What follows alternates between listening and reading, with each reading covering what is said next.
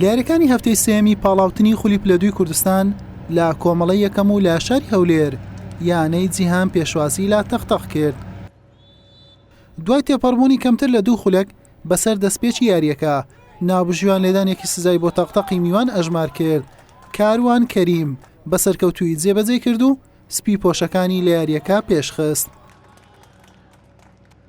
جیهان لە هەوڵی گەڕانەوە بۆ کەشی یاریەکە و گۆڵ یەکسانیدا بوو تا لە خولەکی 35 عومەر محەممەد پێی گەیشت و ئەنجامەکەی بۆ یانەی جیهان یەکسان کردەوە.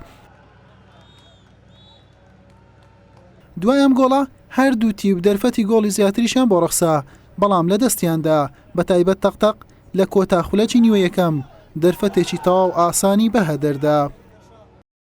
لا نیوەی دووەم ئاستی هەردوو تیب تا ڕادەیەک لە یەکۆ نزیک بوو، هاوسەنگ دەردەکەوتن لەگەڵ بوونی چەند دەرفەتێک، بەڵام ئەنجام گۆڕانکاری بەسەردا نەهاتوو، یاریەکە بە یەکسانی بە کۆتا هات.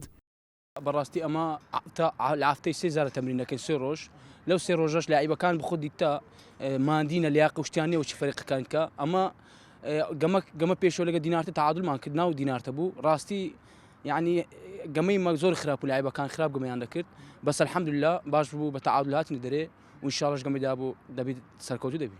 سیاریە کە یەکسان دەبین ئێوە بە ئیمکانەتێکی خراپەوە و یاریزانەکانمان هەمووی خۆماڵین و دەتوانم بڵێم و دەستخۆشی لە سەرۆکیانە و جێگر و وەستافەکەی دەکەین کە خۆبەخشانە هاتوۆتنە پێش و هاوکاریمان دەکەن و پار و پێرار و ئەم ساڵش هەر بەشدار بووتین.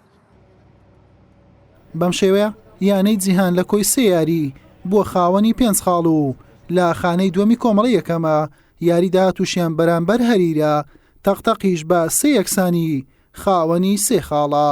حوسێن محەممەد کەناڵی پێام هەولێر.